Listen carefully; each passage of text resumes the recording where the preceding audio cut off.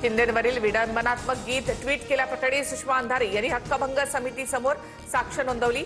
आम्ही विचारलेल्या प्रश्नावर अंधारे यांची उडवाउडवीची उत्तरं, माफी मागण्यासही नकार। आमदार प्रसाद लाड यांची माहिती। मी हॅबिटेट स्टुडिओची तोडफोड करण्याबद्दल वक्तव्य केलं होतं। माझ्या ट्विटमध्ये कुठेही एकनाथ शिंदेंचा उल्लेख नव्हता। माफी मागणार नाही, सुषमा अंधारे ठाम। पंतप्रधान नरेंद्र मोदींचा सोमनाथ अमृत महोत्सवामध्ये सहभाग।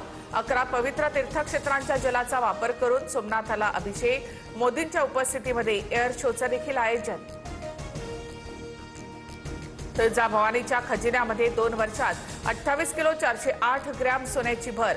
तिजोरीमध्ये आतापर्यंत 253 किलो सोनं तर 4523 किलो चांदी असल्याची नोंद। एकूण सोन्याची किंमत अंदाजे 383 कोटींवर। सोन्याच्या दरामध्ये 800 रुपयांची तर चांदीच्या दरात 1000 रुपयांची घसरण।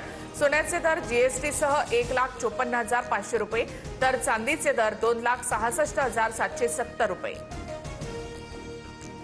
नगुआन विमानतळावर लँडिंगच्या दरम्यान विमानाच्या टायरला आग। टर्किश एअरलाइन्स मधील सर्व प्रवाशांचा सुखरूप रेस्क्यू। विमानामध्ये एकूण 278 प्रवासी आणि 11 क्रू मेंबर्स प्रवास करत होते।